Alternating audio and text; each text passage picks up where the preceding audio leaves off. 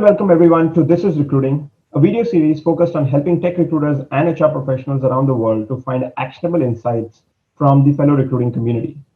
I hope all of you are staying safe and taking care of yourself during these unprecedented times. I'm Sachin Gupta, the founder at HackerEarth, and at HackerEarth, our vision is to match developers to the right opportunities all across the globe through accurate coding assessments, remote interviews, and virtual hackathons. And for today's discussion, we have with us David Windley, who is the CEO of IQTalent Partners. David has a rich experience of over 30 years in human resources and has held senior leadership positions at Microsoft, Intuit, and Yahoo. Welcome, David. How are you doing today? Doing very well. Thanks for having me, Sachin. Excited to have you, David. So why don't we start by you telling a little bit about yourself and then, what are you doing today at IQTalent Partners?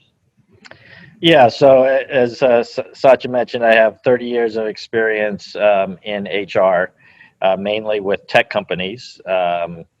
Started off early in my career leading HR for a small company called Mediagenic, which is now called Activision, in the gaming industry. Did a stint at Silicon Graphics, headed up HR there, and had executive positions at Intuit, Microsoft, and the CHRO of Yahoo and Fusion.io. After 30 years of corporate HR, I retired from that and was on advisory boards, and one of the companies that I was advising is IQTalent Partners. But given the disruptive business model that we had in the talent acquisition space, I decided to join on as president to see if we can go execute that strategy. So I've been doing this for the last 6 years. So after 30 years of corporate life, you jumped into an entrepreneurial journey. Yes, absolutely. That's great. So obviously, David, you spent 3 decades, more than decades in this industry, and the topic that we're going to discuss today about is bias in recruiting. And I'm sure you've seen that change, evolve, morph over the years. We are fortunate enough that today there's a lot of dialogue around that as a problem. But I'm sure the audience would love to hear your perspective on what you've seen. So without any further ado, let's jump into the questions. Okay. In your opinion, how important is it for an organization to focus on reducing bias while hiring? Yeah, so let's set aside the social issues. There's reasons to do it because of the broader social good, but let's just talk as a business, right? You know, our goal when we're trying to hire people is to really find the right people that will be the best performers in our organization, right? As an individual and collectively within our culture and company. And so we're trying to find the right characteristics, right, that will lead to performance. And so if you have bias creep in that is really unrelated directly to what will cause someone to be a good performer, it just can cause you to suboptimize, right, your decisions. And so from a pure business perspective, that's why all of us in business should want to address this issue. That's a very relevant point. So what you're saying is it's not just a social imperative; it's also a business imperative for us to reduce bias. Yes. So you've as I said, you've been across multiple organizations. I'm sure you've seen the length and breadth of different organizations and the functions within. So in your experience, do you see certain functions that tend to be more diverse, or the flip side, there are certain functions that tend to be less diverse than others? Yeah, depending on how you talk about diversity, there's sort of ethnic diversity, there's gender diversity, and then there's the broadest is diversity of thought and perspective, right? So yeah, I mean, if you just look at demographics and statistics, there are certain functions that lean more towards certain gender demographics and also ethnic demographics. So that is true. Again, does not necessarily mean that we should just then assume, because at a macro level that those statistics are what they are, that means anything for any individual, right? And going back to the first question, this is a good example of how bias creeps in, because someone looks at a macro and that just makes an assumption based on association by group. And the point is that for any individual that you are assessing, you're trying to get at that individual capability and competency. And so, but yes, at a macro level, there are just historical differences in certain functions. Yeah. Got it. Got it. So what you're saying is that while there is a macro picture that we all need to look into, at the end of the day, it's about ensuring that every person who comes into your recruiting funnel gets a fair, unbiased opportunity for the role, solely based on what their capabilities and skills are. And if we start doing that, hopefully the macro picture will also change over a period of time. Yes. Yeah. Yeah. Because we won't get into the argument here, but how much of those macro statistics have bias built into it is due to maybe bias in society, et cetera, et cetera. So again, and we don't have to argue that case. The point is to make sure when you're doing interviews and assessments that it is about that individual, and that's what you're trying to discern is that person's capability, characteristics, and whether they're going to be a good performer and fit in your organization. Got it. Got it. Very valid point. So, considering that humans are hardwired to align with people similar to themselves, affinity bias is so hardwired into us. It isn't easy to overcome that.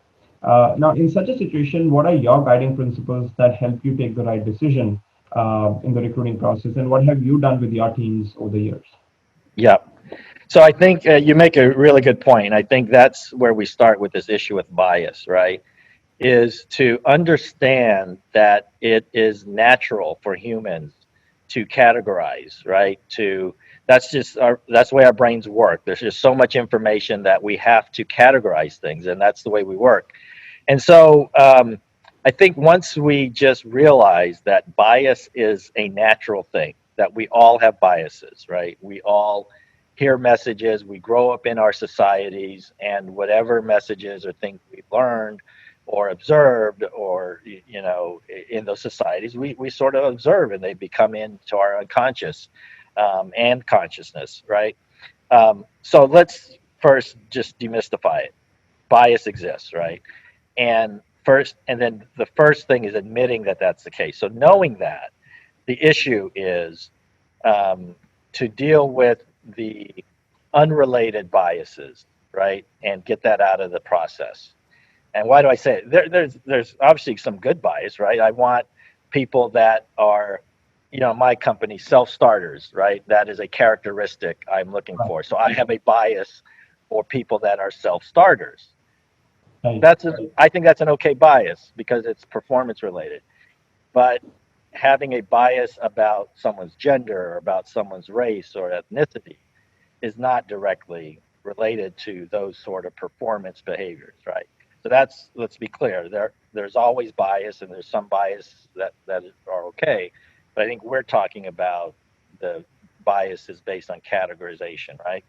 So so one is awareness, and if you haven't taken the step to just acknowledge that, and whether that's through, if you're a bigger company, maybe more formal, unconscious bias training, et cetera, et cetera.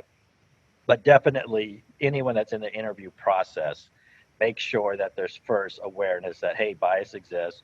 If there's training you can do, that would be great. Then from a process point of view, I think it's really good to have a good assessment interview process laid out, identifying the characteristics and competencies and skill sets for that job or that role that you're interviewing for that really you guys believe lead to success, right? And then building your assessment process around those characteristics, and so that you're interviewing for that, using behavioral based interview questions to get at specific characteristics and behaviors, and not relying on the shorthand, Joe's a good guy. I like Joe. That is not a good assessment, right? Joe is a team player because when I interviewed him, he showed this example previously at this company where he did X, Y, and Z, right? That's what you want to get at. So I think a structured interview assessment process that really identifies the competencies and skill sets you're looking for, having structured questions around that, and then having a nice feedback loop as a team to make sure when you're assessing, you're talking about those characteristics and not letting people get away with, I like Joe, he's a good fit. That doesn't work. So that's Right. what I would say. Got it. So two things that you said. One is being aware that we are humans, bias exists, and that I believe that itself creates a conscious guardrail. At least with those people who want to tackle this problem, now they are a lot more aware about their unconscious biases, and hence Yeah. probably some biases would reduce. And the second is you're saying let's give people a structure. So structured interviewing revolving around competencies. So how successful have you been in implementing structured interviews, because that takes a lot of heavy lifting, right? You For every role you've got to identify competencies, then identify questions, then train interviewers. How feasible is it? You got to work at it. Because I think most people, fall back on it. But so here at IQTalent Partners, specifically when we interview, we have 5 competencies that we believe, makes more successful people at IQTalent Partners, and we do structure our interviews around those competencies. You got to keep the discipline, and I've been at other companies. One technique that Microsoft used to use, and they may still do it, but they would train, interviewers and around, culture fit. What is right characteristics for Microsoft, and they would always have this person they called an as appropriate on the interview schedule.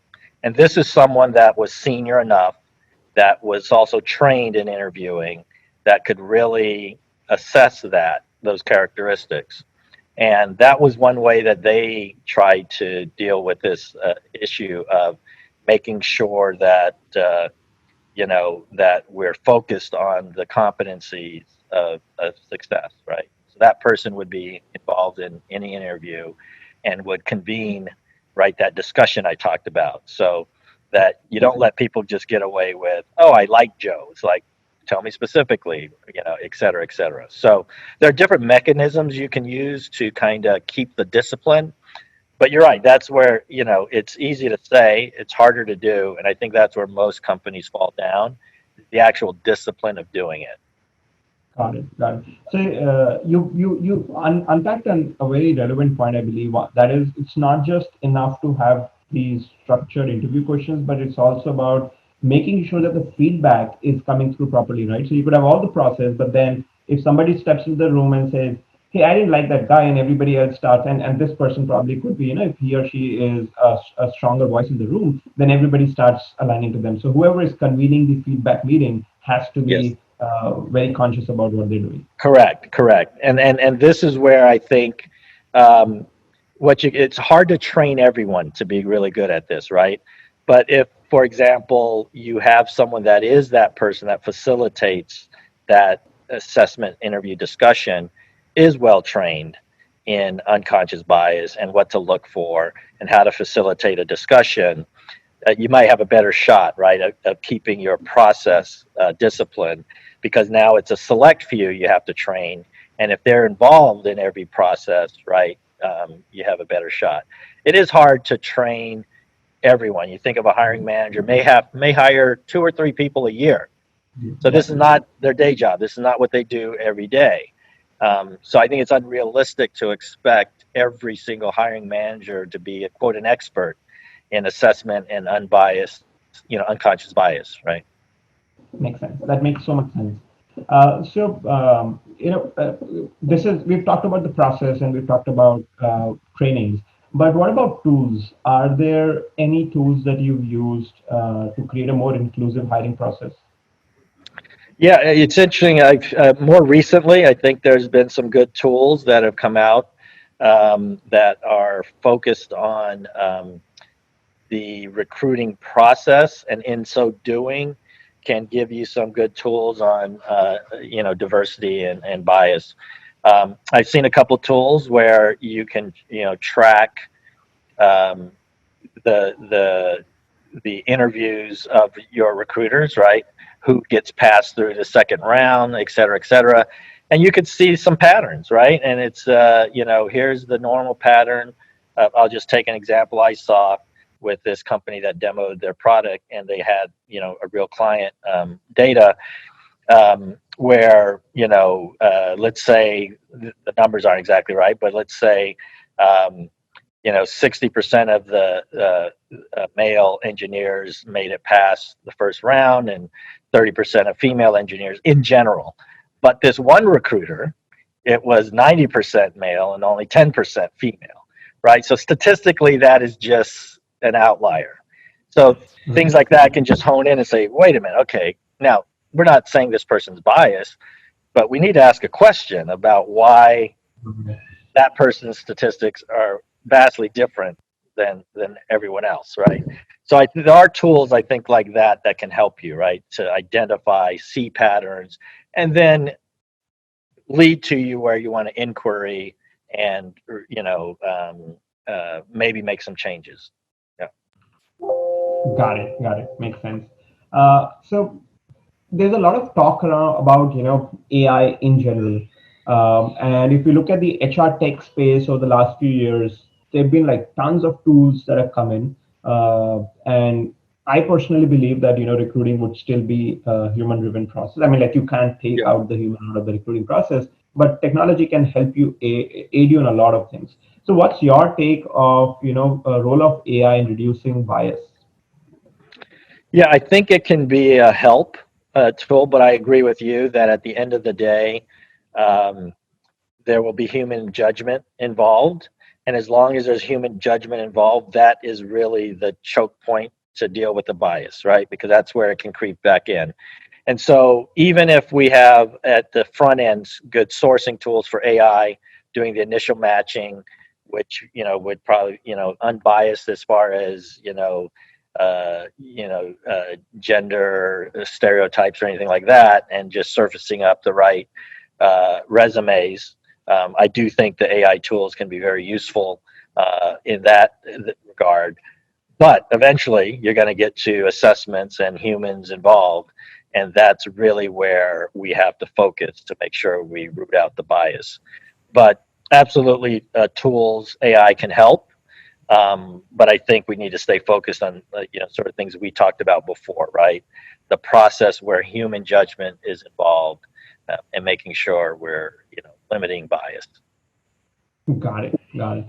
So typically in larger organizations, and this is kind of related to the previous point where you talked about the tool which helped in identifying if a certain recruiter statistically had a less diverse candidate pipeline. But then in a larger organization, how do you do that across various hiring managers? Like how do you recognize if someone is leaning towards a particular bias? And how can, and more importantly, how can the recruiting or the HR team help in addressing that as an issue? Yeah, I think the same sort of tools that I talked about that pointed out the recruiter example also do for interviewers, right? So if you can track, if you have a disciplined assessment process, right, interviewers, and you can see, when people said go or no go, and over time you can see patterns. But back to our point, right? At some managers only hire or involved in a recruiting process a handful of times a year. So there's really not enough data. And so it is a tricky problem. And that's why I would go back to thinking about your process and finding ways at critical points in the process to have, checks, what we talked about before about maybe having a trained facilitator, your recruiter, if that's the role that they play, right, to follow the assessment, so forth. So that's why it's hard, right? Because most of the hiring managers only do this a couple times a year. It's really hard to do pattern matching when you only do it a couple times a year. So as a company, I think you have to think about your overall process and build in the checks in your process, and not rely that every hiring manager will be good at this. And in fact, I think develop a process assuming that your hiring managers and many of your people in the interview process will not be good at this. So what sort of process would you create knowing that Got to it. put checks and balances in? Got it. So, this thought just came to me as you were speaking about this, that it's really hard to train every hiring manager. So, and I've seen some companies deal with this by putting the following in place, that they would typically have a centralized hiring team. And I know it's not applicable for all the roles because some of the Yes. roles maybe that only one hiring manager knows who to hire for that role.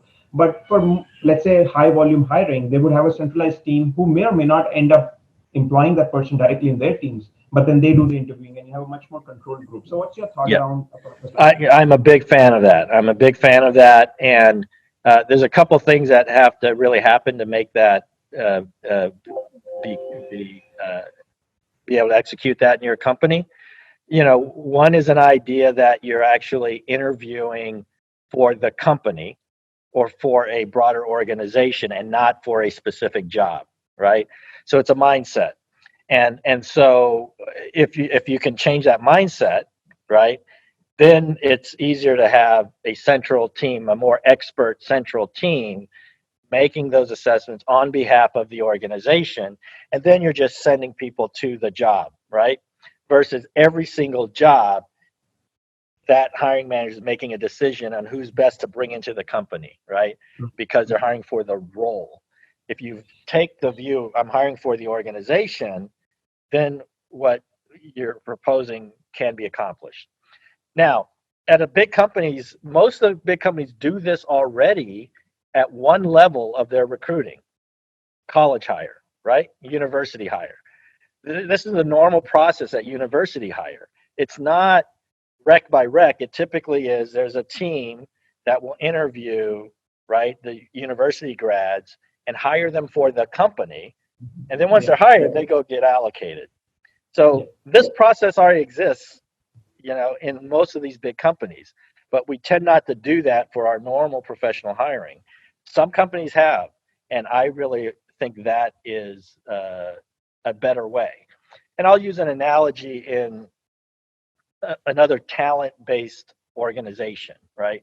Professional sports, right? Very talent-based, right? yeah, And I would argue that what we're dealing with today in most of our organizations is really a talent-based process, right? Engineers, you're looking after talent, right? And so you have a general man, you have a role, a whole organization that scouts people, right? Think of yeah. baseball scouts. They scout talent, they assess talent, and then the general managers make the decision that these are the right people to bring onto the team. And then Right. they give them to the coach to go manage and put in the organization, right? So that kind of mentality that says, we're hiring for the organization, I think will allow you to have a more specialized expert team, right, doing that process on behalf of I'm a big fan of that, actually. That's a great analogy. So, I mean, like, definitely, what you're saying makes so much sense, particularly for larger organizations, because they have the wherewithal to hire smart people and then put them at the right places, right? Yeah. So, makes so much sense. What are some of the top biases and kind of switching gears a little bit from generic hiring to say tech recruiting? What are some of the top biases that a recruiter needs to look out for when hiring tech candidates? And given, I would also put in a filter of the Bay Area. We've got so many diverse people coming in from different walks of life. I've met a person I would say from almost every country while living here in the Bay Area. So, what are some of the biases that one should look out for in tech recruiting? Well, that's tricky. Well, what I would say is that the biases to watch for, whether it's in tech recruiting or anywhere, are just the general biases that exist in society as a whole, right? And those are the things we just need to watch for, right? And I'm not going to catalog all of them, but I wouldn't say there's anything specific to tech recruiting, um, but we do know the numbers, right? That it's mainly male dominated. So gender bias. Definitely have to watch out for. Underrepresented minorities, right, in the tech space, low representation. So make sure there's not bias against those groups.